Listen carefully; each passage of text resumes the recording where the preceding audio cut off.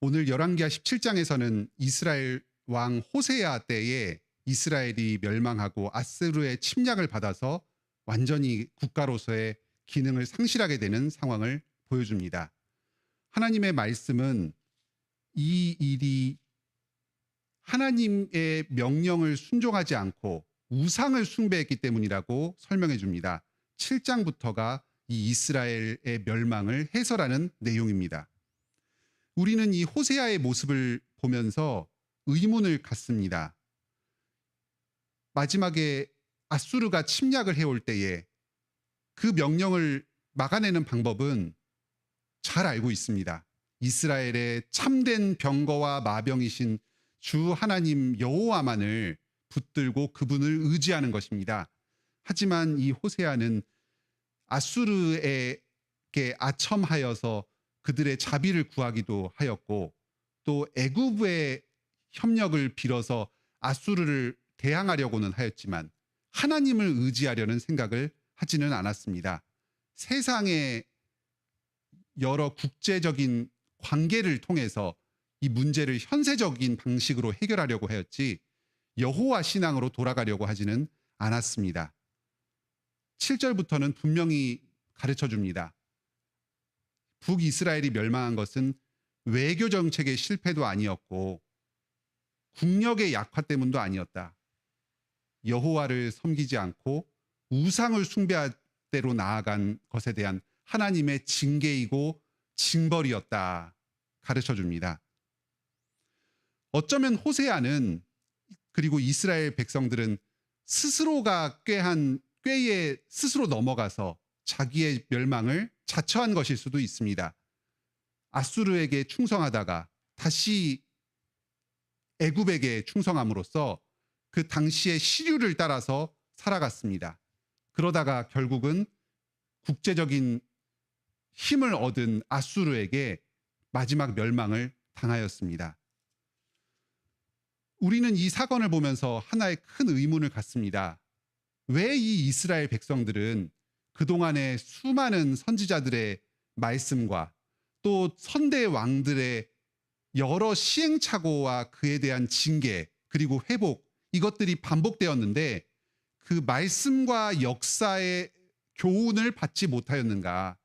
왜 이런 국가적인 존망의 위기 가운데에서 하나님께로 매달리지 않고 세속적인 방식을 계속해서 사용해서 스스로의 앞길을 문제를 해결하려고 하였는가?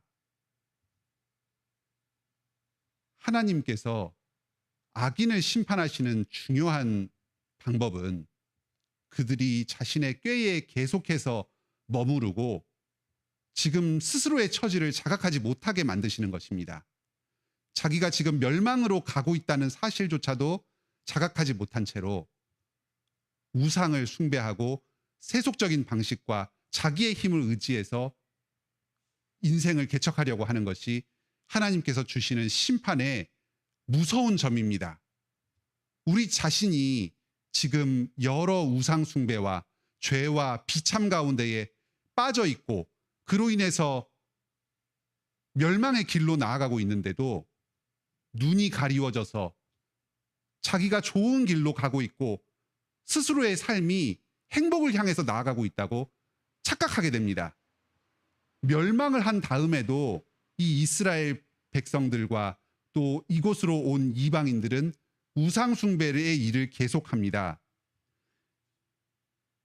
29절 이하에서 혼합 정책으로 인해서 사마리아 지방에 새로 거주하게 된 유대인들과 또 다양한 여러 이방 민족들이 각각 자기의 신을 섬기는 모습을 보입니다. 새로운 신들을 만들어서 아주 많은 다양한 우상들을 민족들마다 각각 섬깁니다. 하나님께서 세우신 이 거룩한 땅이 우상 숭배로 완전히 오염되어 버립니다. 하나님의 이름이 완전히 떨어진 것처럼 보입니다. 이들은 자신의 자식들을 우상에게 내어주는 식으로 사회적인 약자들을 희생시켜서 자신의 욕망을 이루려고 하고 현세적인 복을 추구하려고 합니다. 하나님의 공의가 완전히 땅에 떨어진 그러한 삶을 삽니다. 하지만 이들은 그럼에도 불구하고 자기가 악한 길로 가고 있다, 멸망의 길로 가고 있다 하는 사실을 깨닫지 못합니다. 이런 상황에서도 하나님께서는 이 이스라엘 땅과 백성들을 완전히 버리지 않으시고 하나님의 사자를 보내서 말씀을 전하게 하십니다. 28절입니다. 이에 사마리아에서 사로잡혀간 제사장 중 한 사람이 와서 베델에 살며 백성에게 어떻게 여호와 경외할지를 가르쳤더라. 울리는 징과 꽹과리와 같은 허무한 목소리처럼 들릴지 모릅니다. 하지만 계속해서 하나님의 복음 말씀이 선포되어서 들을 귀 있는 자가 듣게 하십니다. 하나님께로 돌이키게 하십니다. 소수의 사람들은 여전히 그 땅에서도 이 말씀을 듣고 자기의 죄를 회개해서 하나님께로 돌이킬 수 있었을 것입니다. 오늘도 그렇습니다. 참으로 죄와 비참 가운데 살아가고 있습니다. 이 멸망의 길을 가면서도 스스로가 이런 비참한 상황, 절망적인 상황으로 가고 있는 것을 모르는 것이 우리의 현실입니다. 참 주님께서 우리의 마음의 눈을 열어주셔서 그리스도의 복음을 듣고 우리가 절망적인 상황 가운데 처해 있다는 사실을 깨닫게 하여 주시기를 간절히 소망합니다. 이러한 비참한 상황 가운데서도 주님께서 여전히 교회를 보존하여 주시고 주님의 말씀을 아주 보잘것없어 보이는지는 모르지만 여전히 우리에게 들려주심을 감사합시다. 이 그리스도의 복음, 오늘도 선포되는 이 복음 말씀을 듣고 우리가 우리 죄에서 돌이켜서 이 멸망에서 벗어나서 주님께로 피하기를 원합니다. 우리 성도들의 마음 가운데 성령님께서 역사하여 주셔서 새 영을 창조하여 주시고 우리가 지금 범하고 있는 수많은 죄악들, 우상숭배의 죄, 하나님을 반역하는 죄들을 깨닫고 여기서 돌이켜서 영생을 누리시길 바랍니다. 오늘도 이 말씀으로 생명을 누리시고 주님과 동행하는 복된 삶을 사시기 바랍니다. 함께 기도합시다. 하늘에 계신 우리 아버지, 오늘 북이스라엘의 멸망의 말씀을 통하여서 저희를 깨우쳐 주시니 감사드립니다. 저희도 오늘날의 상황을 보았을 때 이 이스라엘의 멸망 상황과 같은 심각한 상황임을 자각하게 됩니다. 하지만 저희는 눈이 가리워지고 마음이 죽어서 스스로가 이런 절망 가운데 빠져 있다는 사실을 깨닫지 못하고 있습니다. 스스로의 그런 비참함을 느끼면서도 이것의 원인이 무엇인지를 알지 못합니다. 하나님을 돌이키지 않고 이 세상의 방식으로 나아가기 때문에 초래된 절망임을 생각하지 못합니다. 주여, 이런 저희들의 비참한 상황, 절망적인 상황을 불쌍히 여겨주시옵소서.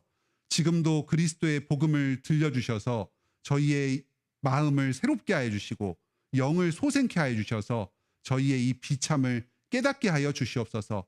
주님께로 돌이키게 하여 주시옵소서. 저희 스스로는 이 비참 가운데 우상에 사로잡힌 저희의 이 불쌍한 영혼을 구원할 수 있는 능력이 없습니다.